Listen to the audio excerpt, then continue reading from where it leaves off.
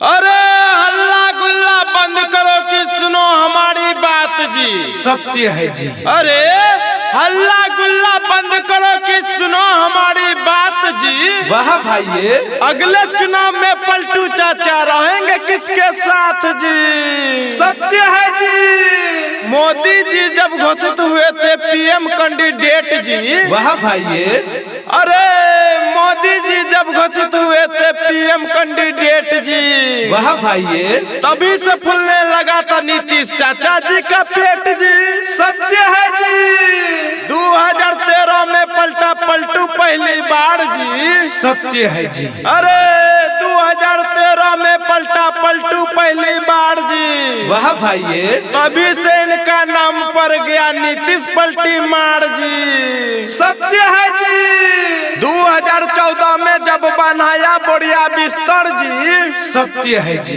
अरे 2014 में जब बनाया बढ़िया बिस्तर जी। वाह भाई, मांझी को सीएम बनाकर हो गए रफू चक्कर जी। सत्य है जी। बाद में मांझी को पिछवाड़े में मार दिया था लात जी।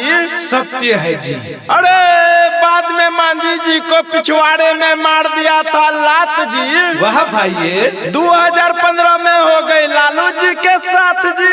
सत्य है जी। मोदी और चिराग से ले लिए हैं बदला जी। सत्य है जी। अरे मोदी और चिराग से भी ले लिए हैं बदला जी। वाह भाई, 2022 में फिर से बदल लिया उपाला जी। सत्य है जी। चाचा का ख्वाब था पीएम बनना जी। वाह भाई, अरे चाचा का ख्वाब था पीएम बनना जी। वाह भाई, भतीजा देख रहे थे सीएम बनने का सपना जी। सत्य है जी। लालू जी जब कर रहे थे अपनी मनमानी जी।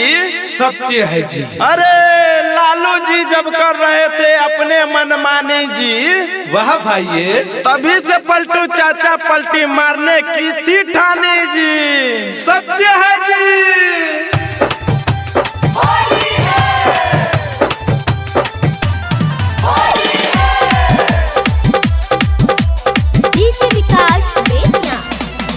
Recording by Sapna Music।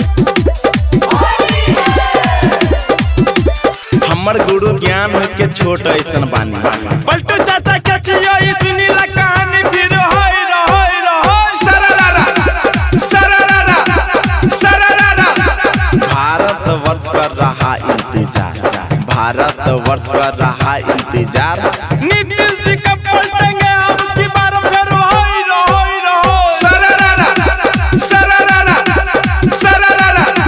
चाचा हो कहिया मिटते भ्रष्टाचार। चाचा हो कहिया मिटते भ्रष्टाचार। कहिया मिलते यहाँ रोजी रोजगार फिर होई रहोई रहोई। सरररा सरररा सरररा। बढ़ते कहिया विकास के रफ्तार। बढ़ते कहिया विकास के रफ्तार।